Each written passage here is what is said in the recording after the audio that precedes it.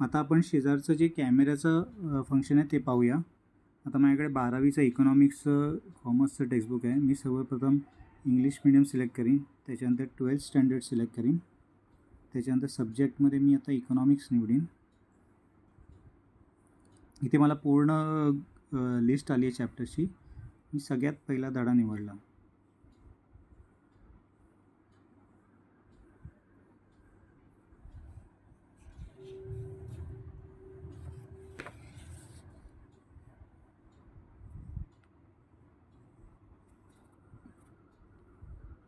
Hello fellow educator.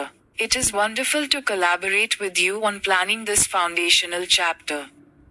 Chapter 1.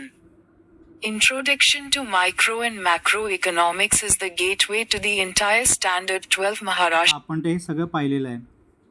बरं, आता मला एखादं बुकमधलं एखाद्या पॅरेग्राफवरती काही डाऊट असेल तर मी कॅमेरा आयकॉनवरती क्लिक करणार आणि तो पॅरेग्राफ सिलेक्ट करणार.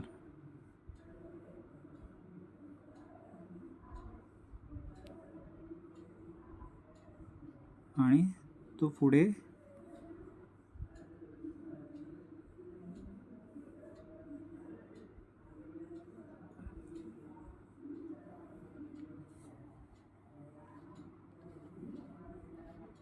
यायला पास करणार. आता आपल्याला ह्याला क्रॉप करायचं पण ऑप्शन येतं इथे, की आपल्याला अख्खा पेजचा जर फोटो काढलेला असेल तर त्याच्यातून छोटासाच भाग आपण निवडू शकतो आणि त्याला डनवरती क्लिक केलं आणि इथे आपण टाईप केलं explain.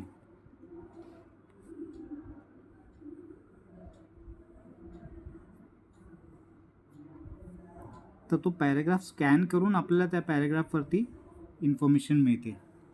Let's dive deeper into explaining the most critical and highly conceptual parts of Chapter 1. Introduction to Micro and Macroeconomics.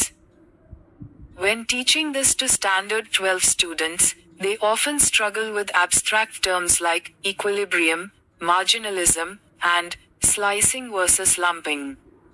Here is a detailed, classroom-ready explanation of these core concepts, aligned strictly with the Maharashtra State Board syllabus.